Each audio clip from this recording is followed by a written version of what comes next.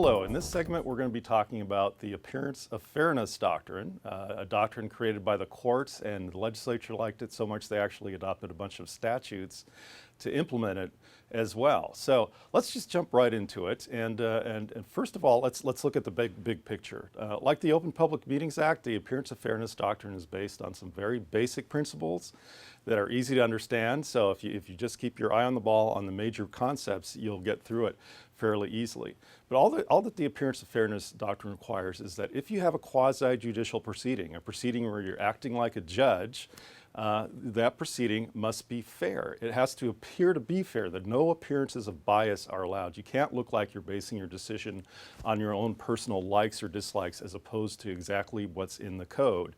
And two, no ex parte contacts are allowed. Ex parte contacts essentially are communications that happen outside of the hearing process. The concept behind ex parte contacts is you want to have a level playing field so that everyone at the hearing knows all of the information that the decision maker has at his or her disposal. It's considered not to be fair if a decision maker decides to, say, approve a development project because they were told by the applicant the night before that they would do A, B, C, and D. If the public didn't know what A, B, C, and D was and had no opportunity to say that's not true or we can explain why that doesn't work here, that's not a fair proceeding, and that's why ex parte contacts are also strictly prohibited under the appearance of fairness doctrine.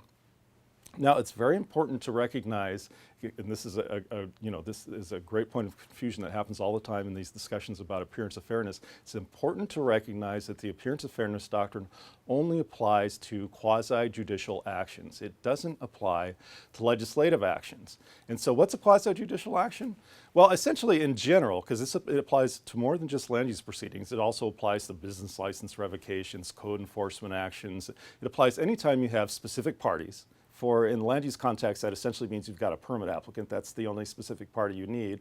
You have a hearing or some other contested action. You got that judicial proceeding, and you're determining the rights, duties, or privileges of those specific parties. In a land use permit application, that's you're interpreting code criteria and determining whether or not the project meets those code criteria. Okay, well, let's get into some specific examples of what constitutes a quasi-judicial hearing. A hearing basically on just about any type of development permit application is going to be considered a quasi-judicial hearing. If a developer comes to your city and says, I want to build building X, and you apply some permitting criteria to figure out if they're allowed to build that, that is going to be considered a quasi-judicial hearing. If you're dealing with a site-specific rezone, you want to change the designation of a couple parcels from medium family residential to commercial, that too is going to be considered a quasi-judicial action subject to the appearance of fairness doctrine.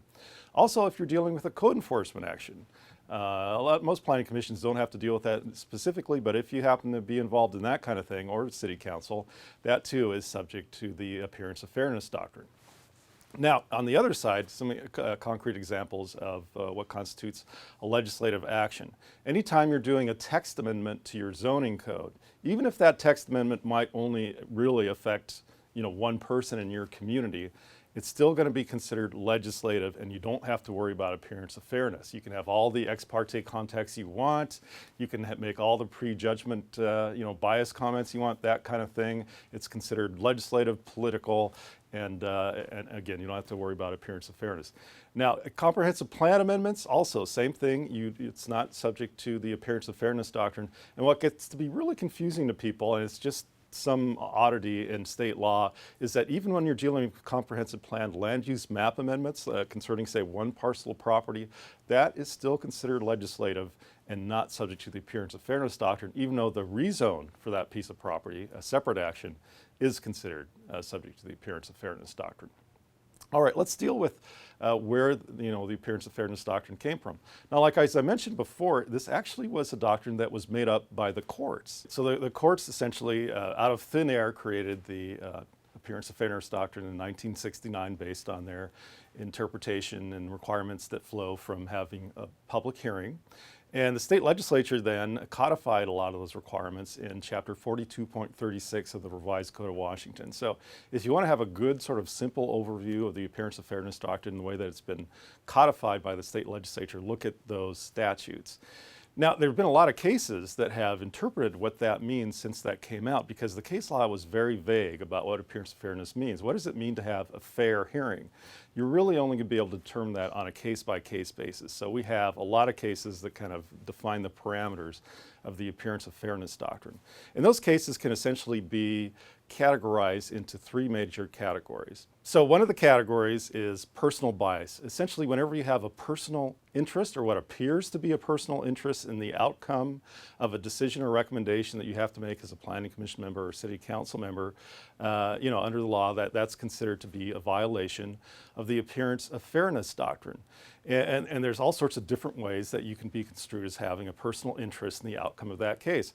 If that affects your property in some way, whether it increases the traffic in front of your home, it creates odors or noise that adversely affects you, if it affects your property values, those are all situations where a court would consider that to be a personal interest in the case where you may be disposed to denying the proposal, if it adversely affects your property. Also, relationships you may have with the applicant or with the project opponents. If the applicant is a cousin of yours, it's going to appear that you're going to be favorably disposed to approving that application. And for that reason, again, a court can construe that as a violation of the appearance of fairness. And let me tell you, as I mentioned before, there are a lot of cases dealing with appearance of fairness, and it is surprising at how far courts will go to find a violation. I think the ultimate example for me has always been a bank teller case, where a bank teller is sitting on a planning commission. Someone has an application for a site-specific rezone in front of him. The bank teller doesn't know it, but that piece of property has a lien from the bank that the teller works for. And the court actually found a violation of the appearance of fairness doctrine in that case, because if that rezone were approved, the value of the property would go up, which was good for the bank, its security value went up, and which ultimately could be construed as good for the bank teller. Again, the bank teller didn't know, but just because there was that appearance there, that's all it took to find a violation. So it's very important. Keep in mind, anything that could, remotely be considered to be a personal interest can be the basis of an appearance of fairness violation. Now, the other category, it's 2 of 3, is prejudgment bias. All right, the courts want you to come into a hearing with a completely open mind. You're there to apply the permit criteria to the facts that are presented to you, and you should not have made up your mind about whether or not those criteria have been met until you've heard all of the evidence.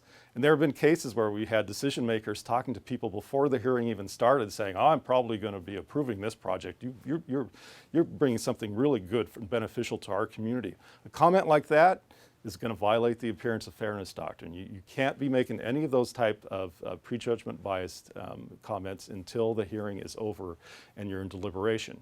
And then the final category is partiality. Okay, if it looks like, because you're a member of the Chamber of Commerce, for example, that's promoting a particular development project, if it looks like that you may be favorably disposed, it's kind of like prejudgment bias, that's going to be grounds for a violation of the appearance of fairness doctrine as well. So let's move on now to ex parte context. That's the other kind of important part of the appearance of fairness doctrine. As I mentioned before, you want to have that level playing field. You want it to be real clear that the evidence you're considering in a hearing is the only information you're going to consider as to whether or not the permit criteria have been met. So what the appearance of fairness doctrine provides is, no ex parte context, no contacts outside of the hearing process are allowed. If you have conversations with a permit applicant or a project opponent or anybody at about a project, and you're getting information about that project, that could be considered a violation of the act, of the appearance of fairness doctrine. Now, a way to fix it, if you have violated it, is if you disclose at the beginning of the hearing. I talked to Mr. Smith. Mr. Smith told me that there are wetlands at the project site, and he sees the property is like flooded and wet 6 months out of the year. All right, now that's pertinent to your analysis of the project. It's an ex parte contact. You need to disclose that, and you got to give them the public an opportunity to respond to it. And they can say, no, it's only wet 3 months out of the year, not 6 months. The public has had an opportunity to review the same information you have. You're fixed. Now, doing this on purpose, just talking to whoever you want and planning on fixing it later, is not a very good strategy. For one, you tend to forget who you spoke to, and two, we're just dealing with the appearance of fairness doctrine right now. There's also, actual bias. Now, if you make a comment to somebody in a conversation like, "Yeah, I agree there are wetlands there, and this project should not be approved. I hate this project." If you make biased comments like that, you're out of the picture whether or not you disclose those comments, because bias, actual bias, is grounds for recusal whether or not you disclose whatever comments you've made. Now, since you have a way of fixing violations, you might be tempted at just talking to anybody you want and fixing it later like the Act allows. That's not a very good idea. There are a couple reasons for this. One, if you just talk to whoever comes along, you're probably going to forget who you spoke to, and there are going to be some mistakes made. And two, that remedy, disclosure, doesn't remedy biased comments. So if you make comments that sound like you are against a proposal before you've heard the evidence, disclosure doesn't fix it. Much better than just disclosing the comments you've made is to tell people right off the bat, I can't talk to you about this outside of the hearing. Bring up your comments at the hearing and I'll consider them then, or submit a written letter. Mail it to the staff will get it to myself, and I'll review it at that point. That's the way to deal with ex parte contacts. Do not talk to people about a project outside of the hearing process. Now, there are a few exceptions to the appearance of fairness doctrine where you're going to be allowed to participate in a discussion and public hearing, even though it otherwise would be considered an appearance of fairness violation. One of the more common ones is that if you have so many people who have a violation, they all have to recuse themselves. This is gonna happen, for example, in small towns where everybody knows everybody else, where all 7 members of the Planning Commission went to high school with the permit applicant, they're all best friends. That would normally be grounds for disqualification for all of them under the appearance of fairness doctrine. But under the quorum rule, if you have so many people who have violations that you lose a quorum, you're all allowed to stay there. You all have to disclose what that violation is, but beyond that, you're allowed to participate. Now, again, this only applies to appearance of fairness. It doesn't apply to actual bias, as I mentioned before. That's beyond the appearance of fairness doctrine. But when it comes to just an appearance issue, if you all disclose, then you can all keep going and participate. Another exception is if you disclose the fact that there's a potential violation and nobody objects at that time when they're informed of that potential violation. All right, if somebody fails to object when they know about a violation, they can't raise that issue later on. That's the reason why most communities at the beginning of a quasi-judicial proceeding will start off by disclosing all the potential violations that any of the members could have. So each person takes a turn on the Planning Commission saying, well, I live 600 feet from the property and this may increase the traffic in front of my home a little bit, this kind of thing. You all disclose that, then the chair asks the audience, does anyone have any objections to any of the people on the Planning Commission participating in this hearing? And if there are no objections from people out in the audience, you've essentially immunized yourself from any appearance of fairness challenge. So that's why that disclosure and disclosing the most remote types of interest is so important at the beginning of a hearing. Now, if you're running for office, while you're running for office, you can make opinions. You can have your opinions. That's a First Amendment issue, actually, about upcoming development projects. That's not going to be subject to the appearance of fairness doctrine. Also, if you get campaign contributions from an applicant or something as you're running for office, that kind of thing also is not going to be subject to the appearance of fairness doctrine. This is where the courts and the legislature has recognized that the First Amendment rights that attach to running for office are basically more important than the appearance of fairness doctrine.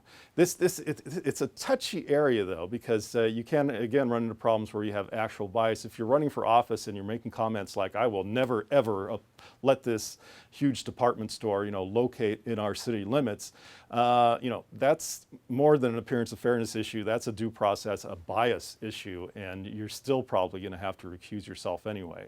So, you're going to have to decide sometimes when you're running for office, if you're going to make some really unequivocal comments about your opposition to a development project, you're going to have to decide whether it's more important to be able to make those comments or to participate, as a decision maker once you get into office. Final exception is prior participation in an advisory body. So say that you were on the Planning Commission and you made a recommendation on a development project, and then later on you are elected to the City Council and you're considering that Planning Commission recommendation. Under the statutes, you're allowed to participate. Again, it's a little dicey if you've made some really unequivocal comments for or against the project down below, but in general, you are allowed to participate as a City Council member. So finally, let's deal with the consequences. We've talked a lot about the law here, so what's the big deal? What happens if you violate the act? Well, the big part is your action will be void. and you have to do it all over again. And kind of like with the Open Public Meetings Act, you know, if you spend 2 years processing a permit and holding hearings, and then you're going through multiple appeals, and the final court decision by the Court of Appeals or Supreme Court is out, you violated the appearance of fairness doctrine, you got to go back and do it all over again. And another consequence of that then is there could be some damages involved. Now, one of the older cases dealing with this, the only one that's directly dealt with it, provided that there are no damages, monetary damages, for violating the appearance of fairness doctrine. But that was a while ago. That was before some statutes were adopted that provide that there are damages for violating procedural requirements. Appearance of fairness doctrine could be, you know, considered kind of a procedure that you violated, and you know, it is possible a developer could have, you know, a claim against you if their project is delayed for 2 years because somebody engaged in ex parte contacts that weren't properly disclosed. So be careful, you know, and it's not that difficult to comply with the appearance of fairness doctrine. Just think of yourself as a judge, you know, consider the fact that would people think that I'm an impartial decision maker if they knew that I'd been given this information before the hearing, or if they'd known that the applicant is my cousin? A lot of times the answer would be yes, they would have qualms about that, and you should recuse yourself. So in conclusion, very simple. Appearance of fairness doctrine simply requires no bias, no ex parte contacts. If you have to recuse yourself, step out of the room, and you're done. That's all you need to do.